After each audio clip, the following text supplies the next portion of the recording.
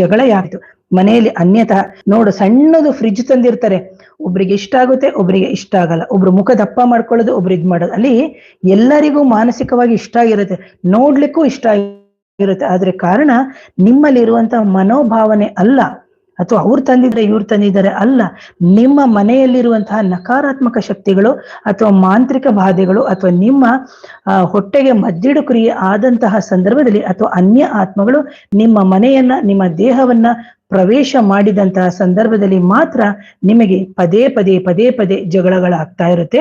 ಇಲ್ಲದಿದ್ರೆ ಯಾವಾಗ್ಲೋ ಒಂದ್ 3 ತಿಂಗಳಿಗೋ 6 ತಿಂಗಳಿಗೋ ಸಣ್ಣ ಪುಟ್ಟ ಮುನಿಸ್ ಬರ್ತಾ ಇರುತ್ತೆ. ಅದು ಕಾಮನ್ ಆಗಿ ಎಲ್ಲರ ಮನೆಯಲ್ಲೂ ಆಗ್ತಾ ಇರುತ್ತೆ. ಅಮಾವಾಸ್ಯೆ ಹುಣ್ಣಿಮೆಗಳಲ್ಲಿ ಅಥವಾ ನಿಮಗೆ ನೋಡ್ಬೋದು, ಯಾವುದೋ ಒಂದು ಶುಭ ಕಾರ್ಯಗಳನ್ನ ಮಾಡ್ತಾ ಇದ್ದೀನಿ ಅಥವಾ ಶುಭ ಕಾರ್ಯಗಳನ್ನ ಇನ್ನೇನು ಹೊರಡಬೇಕು ಅನ್ನೋ ಸಮಯಗಳಲ್ಲಿ ನಿಮಗೆ ಸಮಸ್ಯೆಗಳು ಆಗ್ತಾ ಇದೆ, ಅಥವಾ ಶುಭ ಕಾರ್ಯಗಳನ್ನ ಮಾಡ್ಲಿಕ್ಕೆ ಬಿಡ್ತಾ ಇಲ್ಲ. ಒಂದು ವಿವಾಹ ಆಗಿರ್ಬೋದು, ಒಂದು ನಾಮಕರಣ ಆಗಿರ್ಬೋದು, ಒಂದು ಸೀಮಂತ, ಒಂದು ವಾಹನ ತಗೊಳ್ಳ ಯಾವುದೇ ಒಂದು ದೀಕ್ಷೆ, ಒಂದು ಧರ್ಮಸ್ಥಳ, ಸುಬ್ರಹ್ಮಣ್ಯ, ಒಂದು ಒಳ್ಳೆ ಕ್ಷೇತ್ರಗಳಿಗೆ ಹೋಗ್ಬೇಕು ಅಂದ್ರೆ ಕೆಲವ್ರ ಮನೆಯಲ್ಲಿ ಆಗೋದೇ ಇಲ್ಲ. ಅಂತಹ ಸಂದರ್ಭದಲ್ಲಿ ನೀವು ಯೋಚನೆ ಮಾಡ್ಬೇಕು, ನಿಮಗೆ ಖಂಡಿತವಾಗ್ಲೂ ನಕಾರಾತ್ಮಕ ಶಕ್ತಿಗಳ ಸಮಸ್ಯೆ ಇದೆ, ಅದರ ಜೊತೆಗೆ ಮಾಂತ್ರಿಕ ಬಾಧೆಗಳು ಇದೆ ಅಂತ.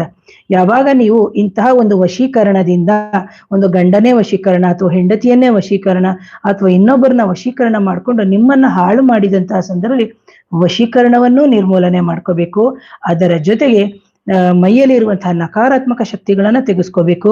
ಜೊತೆಗೆ ದೇಹದಲ್ಲಿ ಹೇಗೆ ನಕಾರಾತ್ಮಕ ಶಕ್ತಿಗಳಿಂದ ನಿಮಗೆ ಆರೋಗ್ಯದ ಸಮಸ್ಯೆಗಳನ್ನ ಕೊಡ್ತಾ ಇರುತ್ತೆ, ಔಷಧಿಯನ್ನು ನುಂಗುವ ಬದಲು ನೀವು ಸಕಾರಾತ್ಮಕವಾದಂತಹ ಮಂತ್ರಗಳನ್ನ ಪಠನೆಯನ್ನು ಮಾಡಿಕೊಂಡು ನಿಮ್ಮ ಮನೆಯಲ್ಲಿ ಇರುವಂತಹ ಒಂದು ನಕಾರಾತ್ಮಕ ಶಕ್ತಿಯನ್ನ ದೂರ ಓಡಿಸಿ ಸಕಾರಾತ್ಮಕವಾದಂತಹ ಶಕ್ತಿಯನ್ನ ಮನೆಗೂ ಜೊತೆಗೆ ಮನಕ್ಕೂ ಬೆಳೆಸ್ಕೊಳ್ಳಿ ಅಂತ ಹೇಳ್ತೀನಿ. ಹಾಗೆ ಮುಂದಿನ ಹುಣ್ಣಿಮೆ 14-15 ಇದೆ.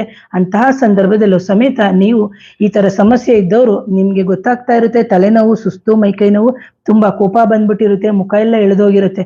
ದಯವಿಟ್ಟು ನಿಮಗೆ ಗೊತ್ತಿರೋರು ಸಮಾಧಾನವಾಗಿದ್ಬಿಡಿ. ನಮ್ಮ ಮನೆಯಲ್ಲಿ ಪ್ರಯೋಗ ಆಗಿದೆ ಅಥವಾ ನನ್ನ ಮೈಯಲ್ಲಿ ನಕಾರಾತ್ಮಕ ಶಕ್ತಿ ಇದೆ ಅಂತ ಎಷ್ಟೋ ಜನ ಹೆಂಗಸರಿಗೂ ಗೊತ್ತಿರುತ್ತೆ, ಗಂಡಸರಿಗೂ ಗೊತ್ತಿರುತ್ತೆ. ಇದ್ರ ಬಗ್ಗೆ ಹಲವಾರು ವಿಡಿಯೋ ಮಾಡಿದ್ದೀನಿ ನೋಡಿ. ಯಾವಾಗ ನಿಮಗೆ ಇದು ಗೊತ್ತಾಗಿರುತ್ತೋ ಮೌನವಾಗಿದ್ಬಿಡಿ. ಆದಷ್ಟು ನಿಮ್ಮ ಗ್ರಾಮ ದೇವರ ದೇವಸ್ಥಾನಕ್ಕೆ ಹೋಗ್ಬಿಡಿ, ಇಲ್ಲದ್ರೆ ಕುಲದೇವರ ದೇವಸ್ಥಾನಕ್ಕೆ ಕೂತ್ಕೊಳ್ಳಿ. ಯಾಕಂದ್ರೆ ಎಷ್ಟೋ ಜನಕ್ಕೆ ಹಣಕಾಸಿನ ಸಮಸ್ಯೆ ಇದೆ, ಇಲ್ಲ ಅಂತ ನಾ ಹೇಳಲ್ಲ. ಯಾಕಂದ್ರೆ ತೆಗೆಸ್ಕೋಬೇಕಾದ್ರೆ ಅದಕ್ಕೆ ಅದರದೇ ಆದಂತಹ ಖರ್ಚುಗಳು ಸಮೇತ ಇರುತ್ತೆ. ಯಾವಾಗ ನೀವು ಇಂತಹ ವಿಡಿಯೋಗಳ ಮುಖಾಂತರ ನೀವು ನೋಡ್ಕೊಂಡು ನಿಮ್ಮ ಕುಲದೇವರು, ಮನೆ ದೇವರು, ಗ್ರಾಮ ದೇವ್ರನ್ನ ಪರಿಪರಿಯಾಗಿ ಹೋಗಿ ಬೇಡ್ಕೊಂಡು ಕೇಳ್ಕೊತಿರೋ, ಖಂಡಿತವಾಗ್ಲು ನಮ್ಮಂತಹ ವಿಡಿಯೋದ ಮುಖಾಂತರ ನಿಮಗೆ ಹಲವಾರು ಒಂದು ದೇವತೆಗಳ ಆಶೀರ್ವಾದದ ಮುಖಾಂತರ ನಿಮಗೆ ಪರಿಹಾರಗಳು ಖಂಡಿತ ಆಗುತ್ತೆ. ಹಾಗಾಗಿ ಯಾರದೇ ಮನೆಯಲ್ಲಿ ಜಗಳ ಆಗ್ತಾ ಇರಲಿ, ನೀವು ಆದಷ್ಟು ಸಮಾಧಾನ ಚಿತ್ತರಾಗಿ ಈ ತರ ಇದ್ದಂತ ಸಂದರ್ಭ. ಕೆಲವ್ರ ಮನೇಲಿ ನೋಡ್ಬೇಕು, ನಕಾರಾತ್ಮಕ ಶಕ್ತಿ ಇದ್ದವ್ರ ಮನೆಯಲ್ಲಿ ಗಂಡ ದಿನಾ ಕುಡಿತಾನೆ, ಕುಡಿದು ಬಂದು ಹೊಡೆದು ಸಮಸ್ಯೆಗಳನ್ನ ಉದ್ಭವ ಮಾಡ್ತಾನೆ, ಇಲ್ಲದ್ರೆ ಮಗ ತಾಯಿಗೆ ಮಾಡ್ತಾನೆ. ಇದೆಲ್ಲವೂ ಇದೆ. ಆದ್ರೆ ಇದು ಕುಡಿತ ಅಂತ ಹೇಳಿದ ತಕ್ಷಣ ಅಷ್ಟು ಸುಲಭವಾಗಿ ಬಿಡಿಸ್ಲಿಕ್ಕೆ ಆಗಲ್ಲ. ಯಾಕಂದ್ರೆ ನೆಗೆಟಿವ್ ಎನರ್ಜಿ, ಆ ಆತ್ಮದ ಆಸೆ ಅದು, ಕುಡಿಬೇಕು, ತಿನ್ಬೇಕು, ಆ ತರ ಎಲ್ಲ. ಎಷ್ಟೋ ಜನ ನೀವು ನೋಡ್ಬೋದು, ಅವ್ರು ಹೇಳ್ತಾರೆ, ಮೇಡಮ್ ನಾನು ಗಾಯತ್ರಿ ಮಾಡ್ತಾ ಇದ್ದೀನಿ ಆದ್ರೂನು ನನಗೆ ಕುಡಿಬೇಕು ಅನ್ಸುತ್ತೆ, ನಾನು ತಿಂತಾ ಇದ್ದೀನಿ ಅಂತ ಹೇಳಿದಂತಹ ಸಂದರ್ಭದಲ್ಲಿ ತುಂಬಾ ಸಂಸ್ಕಾರವಂತರ ಮನೆಯಿಂದ ಬಂದಿರ್ತಾರೆ ಕೆಲವು ಗಂಡ್ಮಕ್ಳು, ಆದ್ರೂ ಅವ್ರಿಗೆ ಈ ತರ ಚಟ ಇರುತ್ತೆ. ಪಾಪ ಅದನ್ನ ಚಟ ಅಂತಾನು ಹೇಳ್ಬಾರ್ದು, ಪಾಪ ಅವರ ಪ್ರಾರಬ್ಧ ಕರ್ಮ ಒಂದು. ಎರಡನೇದಾಗಿ ಅವರ ದೇಹದಲ್ಲಿ ಯಾರೋ ಮಾಡಿಸಿ ಕಳಿಸಿರ್ಬೋದು, ಅಥವಾ ಅವರ ಹಿಂದಿನ ಜನ್ಮದ ಕರ್ಮದ ಬಾಕಿನೂ ಇರುತ್ತೆ. ಜೊತೆಗೆ ಇವರ ಹೌರ ಸಮೇತ ವೀಕ್ ಆದಂತಹ ಸಂದರ್ಭದಲ್ಲಿ ಇನ್ನೊಂದು ನಕಾರಾತ್ಮಕ ಶಕ್ತಿ ಇವರ ದೇಹದಲ್ಲಿ ಸೇರಿದಂತಹ ಸಂದರ್ಭದಲ್ಲೂ ಸಮೇತ ಇವರಿಗೆ ಇಂತಹ ಸಮಸ್ಯೆಗಳು ಉಂಟಾಗ್ತಾ ಇರುತ್ತೆ. ಹಾಗಾಗಿ ಯಾರಿಗೇ ಇದು ನಿಮಗೆ ಜಗಳ ಆದಂತಹ ಸಂದರ್ಭದಲ್ಲಿ ತಕ್ಷಣ ನೀವು ಹೋಗ್ಬಿಟ್ಟು ನಿಮ್ಮ ಕುಲದೇವರ ಒಂದು ಕುಂಕುಮವನ್ನು ಹಚ್ಕೊಳ್ಳಿ, ಅಥವಾ ಗುರುಗಳ ಒಂದು ಭಸ್ಮವನ್ನು ಇಟ್ಕೊಂಡು ಒಂದು 1/4 ಗಂಟೆ ನಿಮ್ದವ್ರ ಮನೇಲಿ ಸಮಾಧಾನವಾಗಿ ಕೂತ್ಕೊಂಡ್ಬಿಡಿ. ಮಾತಾಡಕ್ ಹೋಗ್ಬಿಡಿ. ಅವ್ರು ಎಷ್ಟೇ ಗಲಾಟೆ ಮಾಡ್ಲಿ, ಗಂಡ ಎಷ್ಟೇ ಗಲಾಟೆ ಮಾಡ್ಲಿ, ಎಷ್ಟೇ ಇದ್ ಮಾಡ್ಲಿ, ಕೆಲವರು ಮೇಡಮ್ ನಾನು ಸೂಸೈಡ್ ಮಾಡ್ಕೋಬೇಕು, ನನ್ಗೆ ಏನು ಬೇಡ ಅನ್ಸಿದೆ, ಮಗ ಬಂದಿರ್ತಾರೆ, ಸೊಸೆ ಬಂದಿರ್ತಾರೆ, ಅಥವಾ ಅಳಿಯ ಬಂದಿರ್ತಾರೆ, ಇವೆಲ್ಲ ನಿರ್ಧಾರಗಳಿಂದ ಹೊರಗಡೆ ಬನ್ನಿ ಅಂತ ಹೇಳ್ತೀನಿ. ಹಾಗೆ ಇಂಥ ಹಲವಾರು ವಿಡಿಯೋಗಳನ್ನ ಹಲವಾರು ಜನಕ್ಕೆ ಶೇರ್ ಮಾಡಿ. ನಿಮಗೆ ಇದರಿಂದ ಉಪಯೋಗ ಆಗದೇ ಇರ್ಬೋದು, ಖಂಡಿತವಾಗ್ಲೂ ಇದರಿಂದ ಬೇಕಾದಷ್ಟು ಜನಕ್ಕೆ ಉಪಯೋಗ ಆಗುತ್ತೆ ಅಂತ ಹೇಳ್ತೀನಿ. ಹಾಗೇನೆ ಯಾವಾಗ ನಕಾರಾತ್ಮಕ ಶಕ್ತಿಗಳ ಸಮಸ್ಯೆ ಇರುತ್ತೋ ಅಂತಹ ಸಂದರ್ಭದಲ್ಲಿ ತಂದೆ ತಾಯಿಂದಿರ ವರ್ತನೆ ಬೇರೆ ಬೇರೆ ಆಗಿರುತ್ತೆ.